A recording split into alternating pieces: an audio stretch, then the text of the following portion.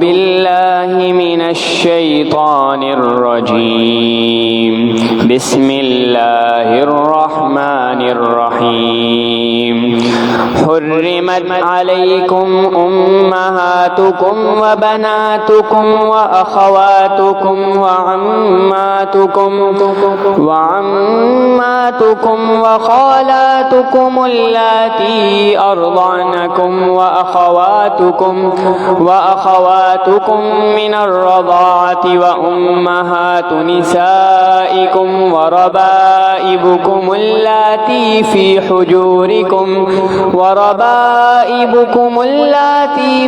حجوركم من نسائكم اللاتي دخلتم بهن فإن لم تكونوا دخلتم بهن فلا جناح عليكم وحلائل أبنائكم الذين من أصلابكم وأن تجمعوا بين الأختين إلا ما قد سلف إن الله كان غفورا رحيما. والمحصنات من النساء إلا ما ملكت أيمانكم كتاب الله عليكم وأحل لكم ما وراء ذلكم أن تبتغوا بأموالكم محصنين غير مسافحين فما استمتعتم به منهن فآتوهن أجورهن فريضة ولا جناح عليكم فيما تراضيتم به من بعد الفريضة إن الله كان عليكم حكيما. ومن لم يستطع منكم طولا أن ينكح المحصنات المؤمنات فمما ملكت أيمانكم فكاتبوهم إن علمتم فيهم خيرا وآتوهم مما لله الذي آتاكم. ومن لم يستطع منكم طولا أن ينكح المحصنات المؤمنات فمما ملكت أيمانكم بعضكم من بعض فانكحوهن بإذن أهلهن وآتوهن أجورهن بالمعروف محصنات غير مسافحات ولا متخذات أخدان. فإذا أحصن فإن أتين بفاحشة فعليهن نصف ما على المحصنات من العذاب ذلك لمن خشي العنت منكم وأن تصبروا خير لكم والله غفور رحيم. يريد الله ليبين لكم ويهديكم سنن الذين من قبلكم ويتوب عليكم والله عليم حكيم. والله يريد أن يتوب عليكم ويريد الذين يتبعون الشهوات أن تميلوا ميلا عظيما. يريد الله أن يخفف عنكم وخلق الإنسان ضعيفا.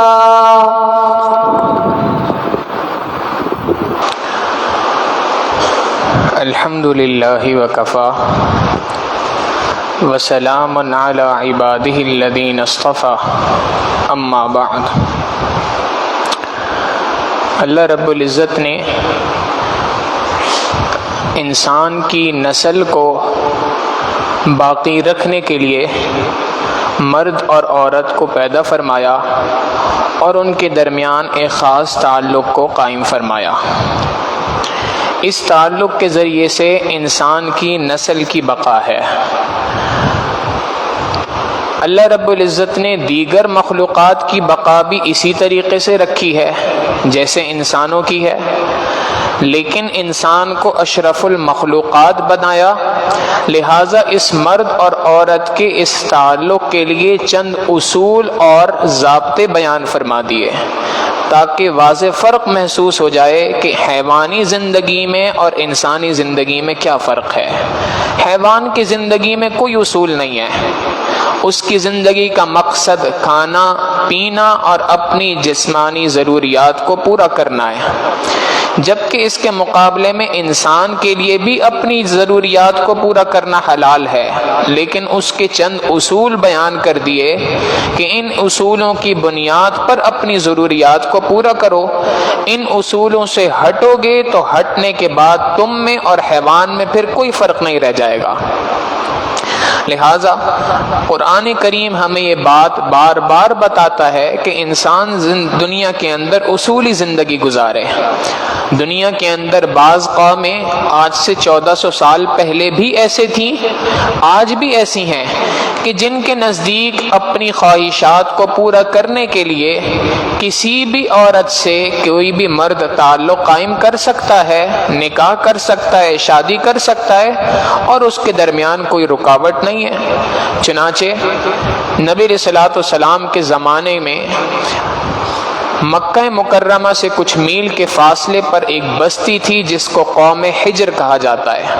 پرانے لوگ تھے، قرآن کریم میں بھی ان کا ذکر ہے۔ سیدنا عمر فاروق رضی اللہ تعالیٰ عنہ کے دور میں یہاں پر ایک مجوسی تھا جس نے اپنی ایک بہن سے اپنی شادی کر لی تھی، نکاح کر لیا تھا۔ عمر فاروق رضی اللہ تعالیٰ عنہ کو جیسے ہی پتہ چلا تو انہوں نے اپنے اس گورنر کو جو وہاں پہ تھا اس کو حکم دیا کہ فی الفور اس نکاح کو ختم کروایا جائے، اس شادی کو ختم کرایا جائے تاکہ اس برائی کا جڑ سے خاتمہ ہو سکے۔ آج بھی دنیا کے اندر وہ افراد موجود ہیں جو اس چیز کے اندر کسی بھی قسم کی برائی محسوس نہیں کرتے۔ ماں کے ساتھ نکاح کا کرنا، بھائی بہن کے ساتھ نکاح کا کرنا، اس طریقے سے جو مختلف محرم ہیں ان کے ساتھ نکاح کے کرنے کو کوئی عیب نہیں سمجھا جاتا۔ آج دنیا کے اندر ایک اصطلاح ہے جی سسٹر وائف۔ یہ سسٹر وائف کس کو کہتے ہیں کہ انسان اپنی ہی سگی بہن کو اپنے نکاح کے اندر لے لے، اور باقاعدہ اس کے اوپر قانون سازی کی جا رہی ہے دنیا کے اندر، اور اس کو کہا ایک اور اصطلاح دی جاتی ہے سسٹر سویپنگ، بردر سویپنگ، کہ اس کے ذریعے سے دنیا کے اندر مختلف ملکوں میں، چائنا میں، جاپان میں، یورپ میں بے تحاشا آپ کو ایسے کیس ملیں گے کہ جہاں پر بہن نے بھائی کے ساتھ نکاح کر لیا، بھائی کے ساتھ شادی کر لی۔ تو جہاں پر حیا فوت ہو جائے وہاں پر اس قسم کے باتوں کے اوپر حیرانگی کا ہونا، کوئی حیرانگی کے ہونے کے اوپر حیرانگی ہونی چاہیے، اس لیے کہ اللہ کے محبوب صلی اللہ علیہ وسلم نے بات ارشاد فرما دی اذا فاتک الحیا فافعل ما شئت، جب تجھ سے حیا فوت ہو جائے پھر تو جو چاہے کر، جو بھی کام کرے گا وہ تیرے لیے کم ہے۔ لہٰذا قرآن کریم نے واضح فرق بتا دیا، یہ تمہارے محرم ہیں، یہ تمہارے لیے نامحرم ہیں، ان سے تمہارے لیے نکاح کا کرنا جائز ہے، ان سے تمہارے لیے نکاح کا کرنا ناجائز ہے، حرام ہے۔ لہٰذا آج کے اس رکوع میں جو قرآن کریم کی سورہ نساء کا چوتھا رکوع ہے، اللہ رب العزت ان عورتوں کے بارے میں ذکر فرما رہے ہیں کہ جن عورتوں کے ساتھ انسان کے لیے نکاح کا کرنا حرام ہے، جن سے انسان کا نکاح کرنا کسی بھی صورت میں جائز نہیں ہے۔ سب سے پہلی آیت تو وہ ہے جو گزشتہ درس میں بھی گزر چکی، اللہ رب العزت فرماتے ہیں کہ جن سے تمہارے آباء و اجداد میں سے کسی نے نکاح کر لیا ہو اس سے اب تمہارے لیے نکاح کرنا جائز نہیں ہے۔ والد نے کسی سے نکاح کر لیا، دادا نے کسی سے نکاح کر لیا، نانا نے جس سے نکاح کر لیا ہو، اگرچہ تم اسی نسب سے نہ ہو بلکہ کسی اور عورت سے ہو، مثال کے طور پہ ایک شخص نے 2 شادیاں کی، اب ایک عورت سے کے بطن سے یہ لڑکا پیدا ہوا، تب بھی اس کے لیے دوسری اپنے والد کی جو بیوی ہے اس سے نکاح کا کرنا شریعت نے حرام قرار دیا۔ جن سے تمہارے آباء و اجداد نے نکاح کیا تم ان سے نکاح نہیں کر سکتے۔ یہ اصول بھی بیان کر دیا، اور اس اصول کے بیان کرنے کے بعد ان عورتوں کی لسٹ گنوا دی جن کے ساتھ نکاح کا کرنا ہمیشہ ہمیشہ کے لیے انسان کے لیے حرام ہے۔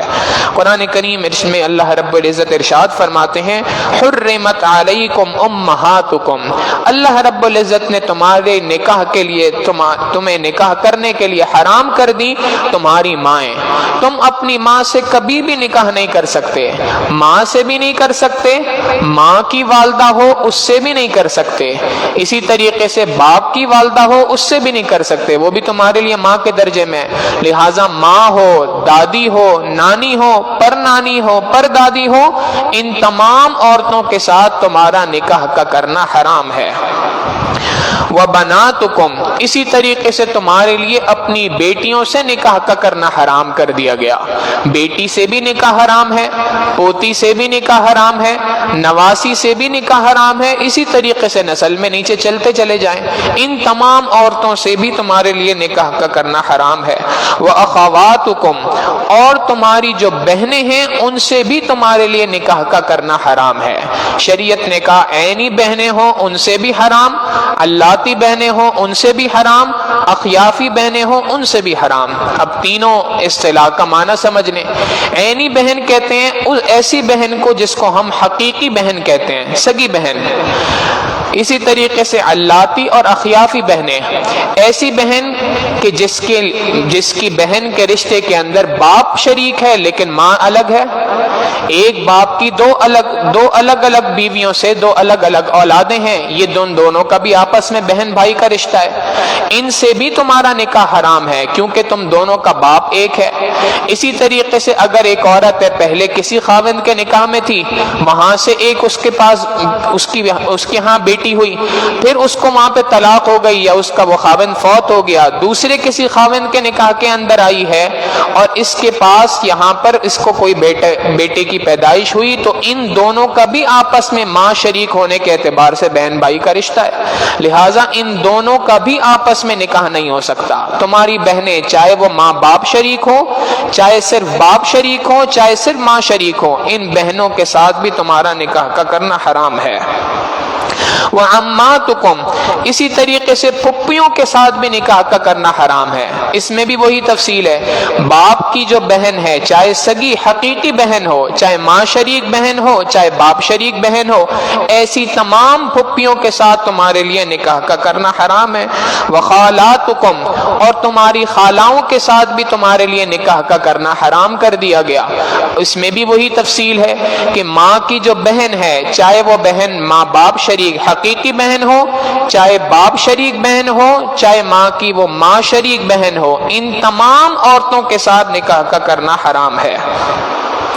وَبَنَاتُ الْأَخِ وَبَنَاتُ الْأُخْتِ، اسی طریقے سے تمہارے لیے اپنی بھتیجیوں کے ساتھ اور اپنی بھانجیوں کے ساتھ نکاح کا کرنا بھی شریعت نے حرام کر دیا۔ اس میں بھی وہی تفصیلات ہیں۔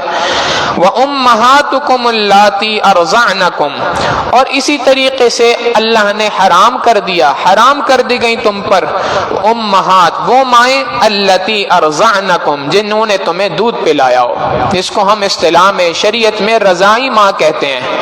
ایسی ماں کہ ایسی عورت جس نے کسی بچے کو بچپن میں دودھ پلایا ہو، تو اس دودھ پلانے والی عورت کے ساتھ بھی اس شخص کا رضاعت کا رشتہ ثابت ہو جاتا ہے۔ اس رضاعت کے رشتے کے ثابت ہونے کی بنا پر وہ عورت بھی حرام ہو گئی۔ نبی علیہ الصلوۃ والسلام نے فرمایا الرضاعۃ تحرم ما تحرم الولادہ، رضاعت جو ہے کسی عورت کا کسی بچے کو دودھ پلا دینا، تو یہ عورت کے ساتھ جو رضاعت کا رشتہ ہے، اس کی وجہ سے وہ تمام کے تمام رشتے حرام ہو جاتے ہیں جو نسب کی وجہ سے حرام ہوتے ہیں۔ جیسے انسان کے لیے پھپھی کے ساتھ نکاح کا کرنا حرام تھا، رضاعی اعتبار سے رشتے کے اندر جو پھپھی بنے گی اس سے بھی رشتہ حرام ہے۔ سگی بہن کے ساتھ نکاح کا کرنا حرام تھا، اسی طریقے سے رضاعی بہن کے ساتھ بھی نکاح کا کرنا حرام ہے۔ جو رشتے نسب کے اعتبار سے انسان کے لیے حرام ہیں، وہی رضاعت کے اعتبار سے بھی حرام ہے۔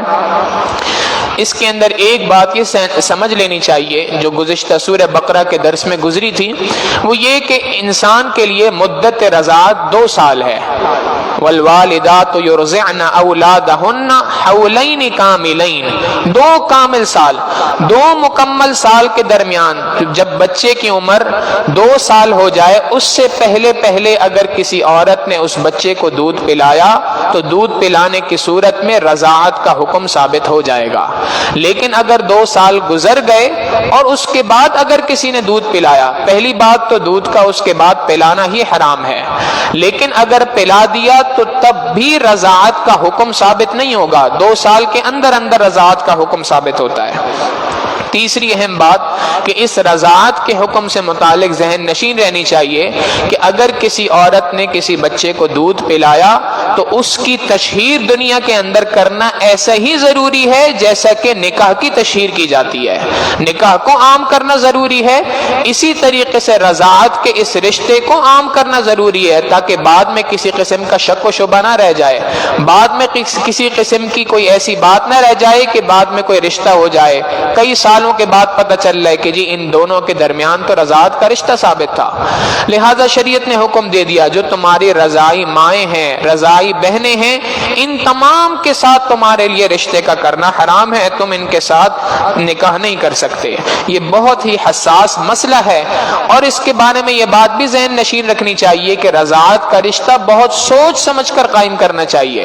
عام طور پہ شہروں میں تو یہ مسئلہ اتنا نہیں ہوتا، گاؤں دیہاتوں میں خواتین کی عام طور پہ عادت ہوتی ہے کہ جی اگر کسی بچے کو دیکھ لیا رو رہا ہے تو اس کو اٹھایا اور اٹھا کے اس کو دودھ پلانا شروع کر دیا.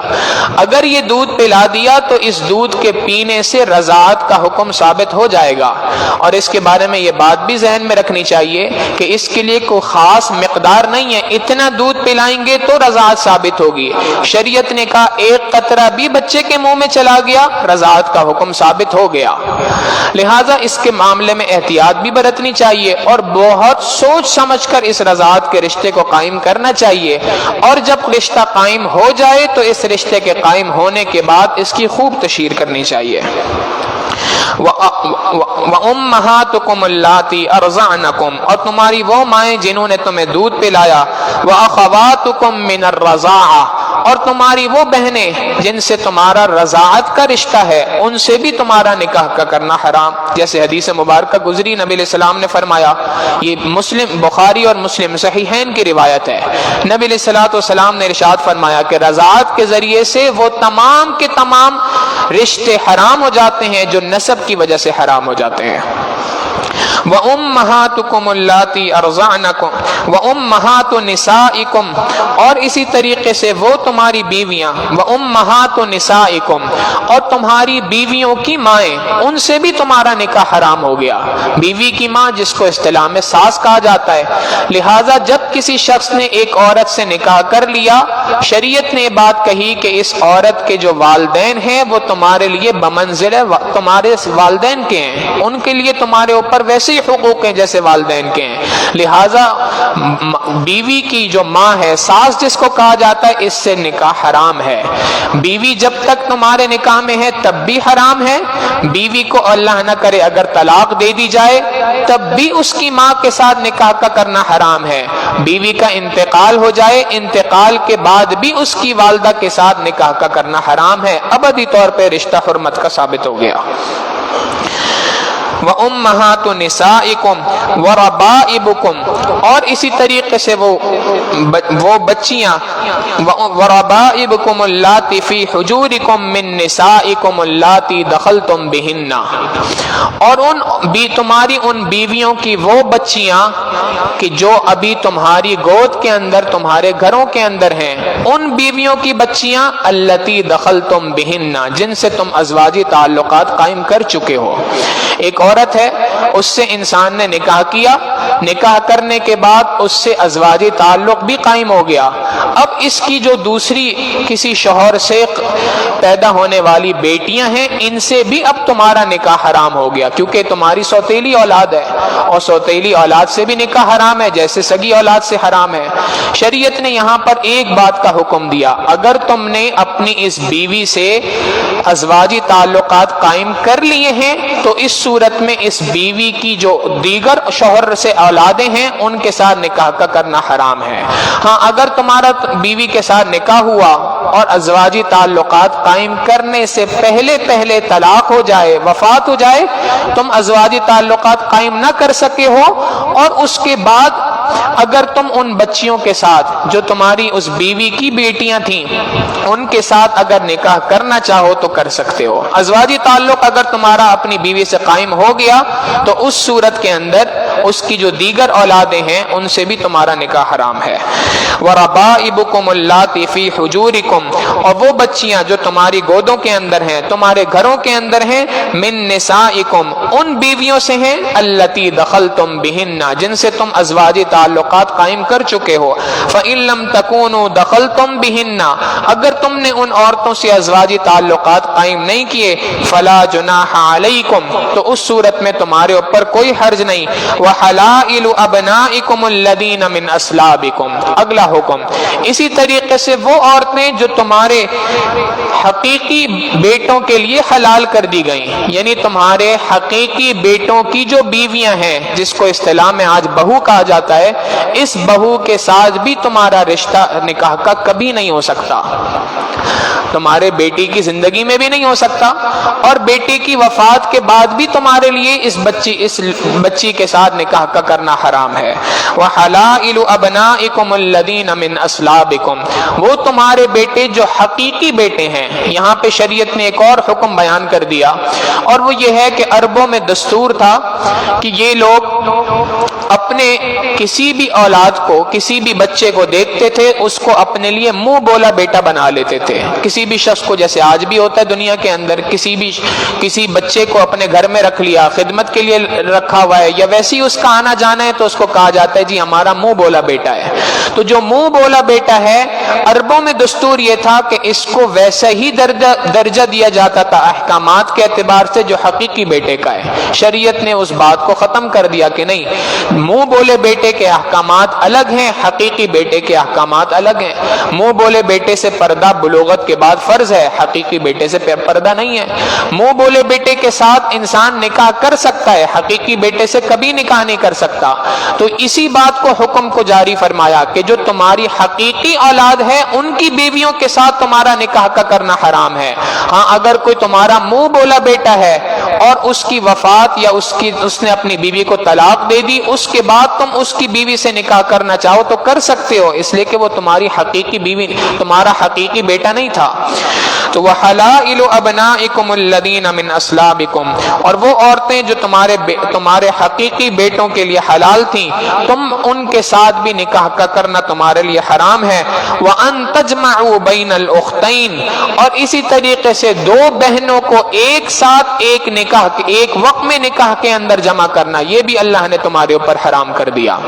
بیوی کی جو بہن ہے، جس کو سالی کہا جاتا ہے، بیوی کے نکاح میں ہوتے ہوئے سالی کے ساتھ نکاح کا کرنا شریعت نے حرام قرار دے دیا۔ ہاں بیوی کو طلاق ہو جائے یا بیوی کا انتقال ہو جائے، اس کے بعد اگر سالی سے نکاح کرنا چاہے تو شریعت نے اس کی اجازت دی، کر سکتے ہیں، لیکن دو بہنوں کو ایک وقت میں نکاح کے اندر جمع نہیں کیا جا سکتا۔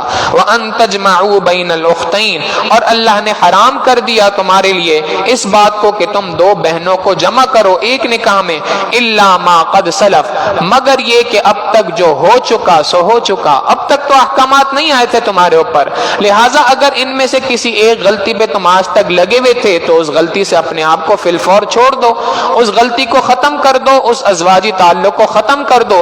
ان اللہ کان غفورا رحیما، بے شک اللہ رب العزت بڑا بخشنے والا، بڑا مہربان ہے۔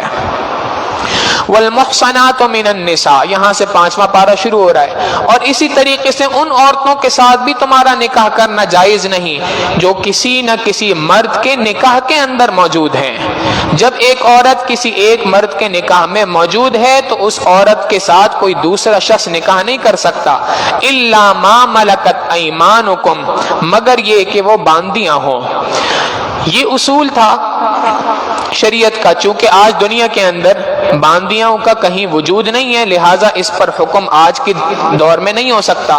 تاہم اس کی تفصیل یہ ہے کہ پچھلے زمانے کے اندر ایسا ہوتا تھا کہ اگر کہیں پر جنگ ہوئی اور جنگ کے درمیان کچھ عورتیں قید کے اندر مسلمانوں کے پاس آ گئیں، ایسے آ گئیں کہ وہ عورتیں تو مسلمانوں کے پاس آئی ہیں، لیکن ان کے جو مرد، جو ان کے شوہر تھے، وہ دارالحرب میں کفر کے شہر کے اندر موجود تھے، بیویاں یہاں پر گرفتار ہو کے آ گئیں، تو شریعت کا حکم یہ تھا کہ اس عورت کا اس اپنے شوہر کے ساتھ جو نکاح تھا وہ نکاح ختم ہو گیا. اب اس کے بعد یہاں پر کوئی مسلمان اس عورت کے ساتھ اگر نکاح کرنا چاہتا ہے تو اگر یہ بھی مسلمان ہو چکی ہے تو اسلام لانے کے بعد اس سے نکاح کیا جا سکتا ہے. تو اللہ رب العزت فرماتے ہیں الا ما ملکت ایمانکم، مگر یہ کہ وہ باندھی ہونے کی صورت میں تمہارے پاس آئی ہو، تو اس صورت میں چونکہ پہلا نکاح ختم ہو چکا ہے اب تمہارے لیے دوسرا نکاح کرنا جائز ہے. تو ان تمام عورتوں کے ساتھ نکاح کا کرنا حرام تھا جن کی صورتیں بیان کر دیں. اللہ رب العزت فرماتے ہیں کتاب اللہ علیکم، یہ سارے کے سارے فیصلے اللہ رب العزت نے مقرر کر دیے، لکھ دیے. وَأُحِلَّ لَكُمْ مَا وَرَاءَ ذَلِكُمْ، ان کے علاوہ جو کوئی عورتیں ہیں وہ تمہارے لیے حلال ہیں. ان تبتغوا، کہ تم ان کو پسند کرو، ان کو تلاش کرو. بِأَمْوَالِكُمْ، اپنے مال کے ذریعے سے، یعنی مہر کی ادائیگی کے ذریعے سے. محسنین، ان کو نکاح میں گھیرنے کے لیے، نکاح کا ایک پختہ عقد قائم کرنے کے لیے، ایک پختہ تعلق قائم کرنے کے لیے. غیر مسافحین، ہاں شہوت پوری کرنے کے لیے، تھوڑے وقت کے لیے نہ ہو. ایسا نہ ہو کہ تم تھوڑے وقت کے لیے اپنی شہوات کو پورا کرنے کے لیے، اپنی جسمانی خواہشات کو پورا کرنے کے لیے کسی کے ساتھ نکاح کر رہے ہو. نکاح کا مقصد صرف اور صرف جنسی خواہشات کو پورا کرنا ہرگز شریعت نے نہیں رکھا. لہٰذا شریعت نے بتا دیا کہ جہاں کہیں تم کچھ تھوڑا سا مال دے کر کچھ تھوڑے وقت کے لیے ازواجی تعلق قائم کرنا چاہتے ہو، جس کو اصطلاح کے اندر متع کہا جاتا ہے، یہ تمہارے لیے ناجائز ہے، حرام ہے، تمہیں اس چیز کی ہرگز اجازت نہیں. ہاں اگر تم نے تعلق قائم کرنا ہے تو پختہ کا تعلق قائم کرو. محسنین، پختہ نکاح کا تعلق قائم کرو. غیر مسافحین، نہ کہ شہوت کو پورا کرنے کے لیے.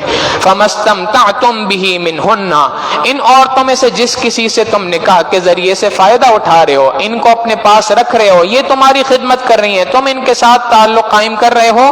فآتوہن اجورہن فریضہ، تو جو مقرر کردہ مہر ہے وہ ان کو ادا کرو. یہ مہر کا ادا کرنا واجب ہے، لازم ہے انسان کے لیے. اور یاد رکھیے گا مہر کی کم سے کم مقدار جس کو شریعت نے کہا 10 درہم. 10 درہم تقریباً 36 ماشے چاندی کے بنتے ہیں. کم از کم اتنی مقدار جو آج کل پاکستانی روپے کے حساب سے تقریباً 10,000 سے کچھ کم بنتی ہے. تو یہ کم سے کم مقدار ہے مہر کی جو کم از کم رکھنی چاہیے. اور شریعت نے اس کے بارے میں اصول یہ بیان کیا کہ بہتر طریقہ یہ ہے کہ مہر مثل کو قائم کیا جائے. مہر مثل کہتے ہیں کہ جس عورت سے تم نکاح کر رہے ہو اس کے خاندان کی عورتوں کو دیکھ لو، اس کے چچا کی چچا زاد بہنیں ہوں گی، اس کی تایا زاد بہنیں ہوں گی، ان کا مہر کیا مقرر کیا گیا ہے. جو مہر ان کا مقرر کیا گیا ہے اسی کے اعتبار سے تم اس عورت کا مہر بھی مقرر کرو. یہ افضل ہے، یہ بہتر طریقہ ہے. لیکن اگر کوئی شخص اس طریقے پہ عمل نہیں کر سکتا، نہیں کر پا رہا، تو شریعت نے حکم دیا کم سے کم مقدار ہے 10 درہم، جو تقریباً 10,000 کے آس پاس کی رقم بنتی ہے. یہ کم سے کم مقدار ہے. اس سے کم مقدار کے اوپر اگر نکاح کیا جائے گا تو وہ نکاح درست نہیں ہوگا. اور جب مہر مقرر کر دیا جائے تو اس مہر کے مقرر کرنے کے بعد اس مہر کی ادائیگی بھی لازم ہے. یہ ایک طرح کا قرض ہے تمہارے اوپر. عام طور پہ لوگ مہر یا تو زیادہ لکھواتے ہیں اس نیت سے کہ جی معاف کرا لیں گے بعد میں. یاد رکھیے گا یہ مہر کو اگر اس طریقے سے معاف کرایا جائے جو ہمارے ہاں رواج ہے کہ شوہر کی وفات ہو جائے، وفات کے بعد اس کی میت رکھی ہوتی ہے سامنے اور بیوی کو سامنے لایا جاتا ہے، جی جلدی سے مہر معاف کر دو، جلدی سے مہر معاف کر دو. اب ایک خاندانی پریشر ہے اس وقت پہ اس کے اوپر کہ اس وقت پہ وہ کیسے کہہ سکتی ہے کہ جی میں معاف نہیں کرتی. اب اس وقت پہ اگر وہ کہہ بھی دے کہ میں نے معاف کر دیا تو اس کے معاف کرنے کا کوئی اعتبار نہیں ہے.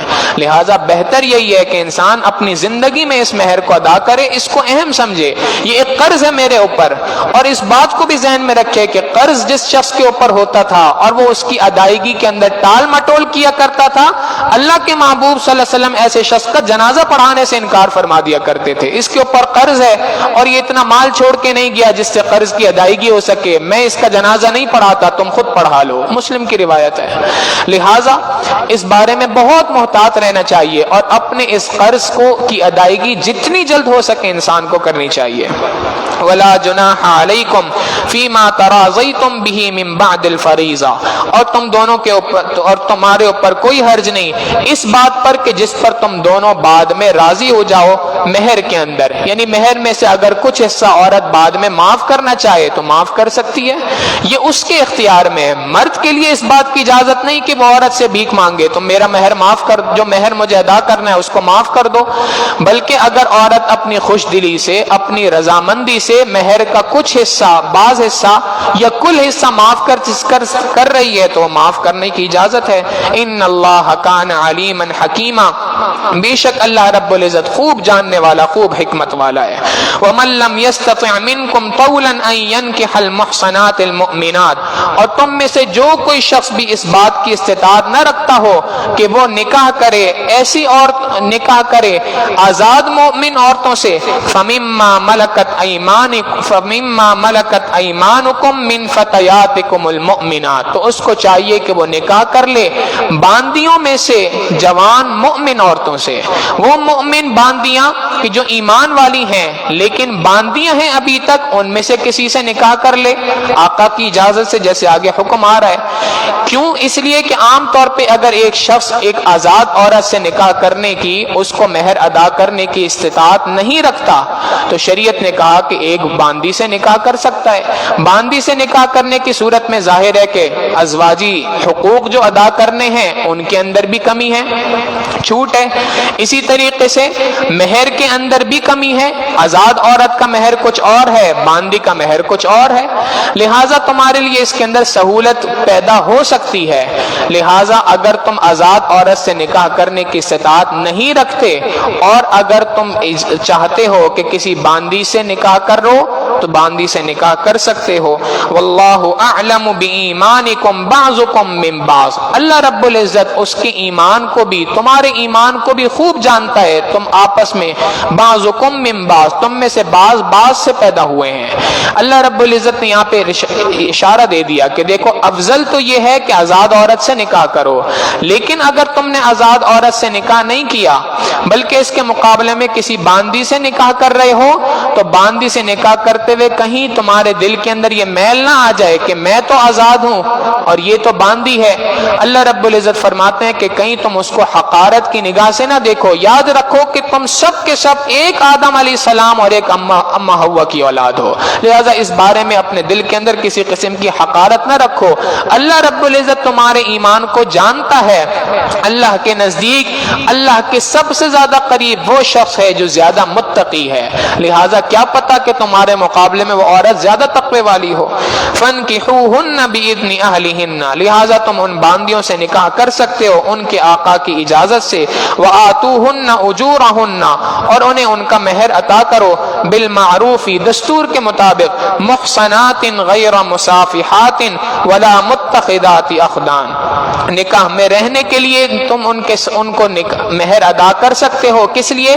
نکاح میں رہنے کے لیے، غیر مصافحات ولا متخذات اخدان، نہ کہ شہوت کو پورا کرنے کے لیے ہو اور نہ ہی خفیہ ناجائز تعلق قائم کرنے کے لیے ہو۔ تم ان کو جو مہر ادا کر رہے ہو یہ خفیہ ناجائز تعلق، جس کو آج کی اصطلاح کے اندر متع کہا جاتا ہے، اس متع کے لیے بھی نہ ہو، متع کے لیے بھی تمہارا یہ تعلق نہ ہو، اور نہ یہ تمہارا تعلق تھوڑی دیر کے لیے ہو بلکہ تعلق دیر پا نکاح کا تعلق ہونا چاہیے۔ اور اس نکاح کا مقصد کیا ہے؟ قرآن کریم دوسری جگہ پہ ارشاد فرماتا ہے، وَمِنْ آيَاتِهِ أَنْ خَلَقَ لَكُم مِّنْ أَنفُسِكُمْ أَزْوَاجًا لِتَسْكُنُوا إِلَيْهَا وَجَعَلَ بَيْنَكُمْ مَوَدَّةً وَرَحْمَةً، یہ اللہ رب العزت نے تمہارا جو نکاح کا تعلق قائم کر رکھا ہے میاں بیوی کا، یہ اس لیے ہے تاکہ تم ایک دوسرے کے ذریعے سے سکون حاصل کر سکو، ایک دوسرے کے اتنے قریب ہو جاؤ کہ ایک دوسرے کے لیے باعث رحمت، باعث محبت ہو، یہ تمہارے اس نکاح کا مقصد ہے۔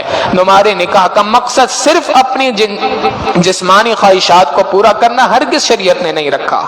فَإِذَا أُحْصِنَّ، پس جب تم نکاح کر چکے ہو، فَإِنْ أَتَيْنَ بِفَاحِشَةٍ، اب اگر یہ عورت کسی کھلم کھلا فحاشی کا ارتکاب کرے، فَعَلَيْهِنَّ نِصْفُ مَا عَلَى الْمُحْصَنَاتِ مِنَ الْعَذَابِ، تو اس کے لیے آزاد عورت کے مقابلے میں آدھی سزا ہے۔ گزشتہ درس میں بات گزری تھی کہ اگر ایک آزاد عورت شادی کرنے کے بعد، نکاح کے بعد اگر زنا کی مرتکب ہوتی ہے تو اس کے لیے سنگسار ہے، زنا سے نکاح سے پہلے اگر زنا کے مرتکب ہوتی ہے تو صورت میں 100 کوڑے ہیں، اور اگر باندی نکاح کسی وجہ سے اگر اللہ نہ کرے برائی کا مرتکب ہو تو اس صورت میں اس کے لیے آدھی سزا ہے، یعنی 50 کوڑے ہیں۔ ذالک لمن خشی العنت منکم، یہ جو نکاح کی اللہ نے باندیوں کے ساتھ اجازت دی یہ اس شخص کے لیے ہے، لمن خشی العنت منکم، جو تم میں سے برائی میں لگ جانے کا جس کو ڈر ہو، وان تصبروا خیر لکم، ہاں اگر تم اپنے آپ کو ان باندیوں سے بچا کے رکھو تو یہ تمہارے لیے زیادہ بہتر ہے۔ اگر تم باندی کے مقابلے میں صبر اختیار کرو اس وقت تک جب تک کہ اللہ تمہیں استطاعت دے دے، اور اس استطاعت کے بعد تم آزاد عورت سے نکاح کرو تو یہ تمہارے لیے زیادہ بہتر ہے۔ زیادہ بہتر اس لیے ہے کہ ظاہر ہے کہ اگر ایک عورت جو باندی ہے اس سے نکاح کرے گا تو جو اولاد ہوگی، شریعت کا حکم یہ ہے کہ وہ اولاد بھی غلام تصور کی جائے گی۔ باندی سے نکاح کرے گا تو نکاح کے بعد دل کے اندر انسان کے میل آ سکتا ہے، انسان دل میں بار بار یہ بات سوچ سکتا ہے کہ جی میں تو آزاد ہوں، یہ تو ایک باندی ہے، اس کو تو اللہ رب العزت نے غلام کی کیٹیگری میں رکھا ہے۔ تو یہ بات جب دل کے اندر آئے گی تو تمہارا نکاح کا تعلق جو ایک دیر پا تعلق ہے وہ تمہارا اس انداز میں قائم نہیں رہ سکے گا۔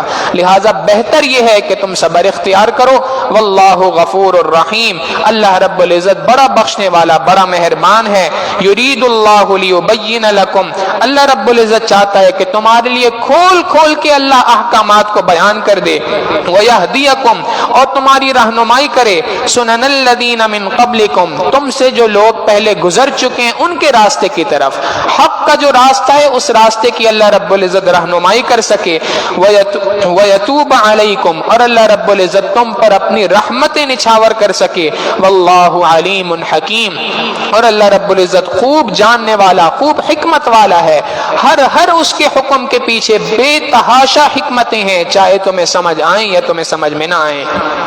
واللہ یرید ان یتوب علیکم، اللہ رب العزت چاہتا ہے کہ وہ تم پر اپنی رحمتوں کا اظہار فرمائے، ویرید الذین یتبعون الشہوات، اور جو لوگ اپنی خواہشات کی پیروی کرتے ہیں وہ یہ بات چاہتے ہیں کہ ان تمیلوا میلا عظیما، کہ تم دور کی گمراہی کے اندر نکل جاؤ۔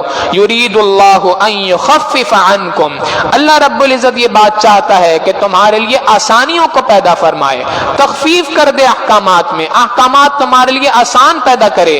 کیوں؟ وخلق الانسان ضعیفا، اس لیے کہ اللہ نے انسان کو کمزور پیدا فرمایا، اللہ نے انسان کو کمزور پیدا فرمایا ہے، لہٰذا انسان کے لیے اللہ نے آسان احکامات کو قرآن کریم میں بیان کر دیا۔ یہ احکامات سمجھنے کے اعتبار سے بھی آسان ہیں، یہ احکامات عمل کرنے کے اعتبار سے بھی آسان ہیں، اور یہ احکامات وہ ہیں کہ جب انسان اپنی عقل کو تھوڑا سا اس کے اوپر دوڑائے تو فطرت انسان کی پکارتی ہے کہ واقعی یہی احکامات میرے لیے ہونے چاہیے۔ دین اسلام جو ہے اسی وجہ سے اس کو دین فطرت کہا جاتا ہے، اسلام کا کوئی بھی حکم فطرت کے خلاف کبھی نہیں ہو سکتا۔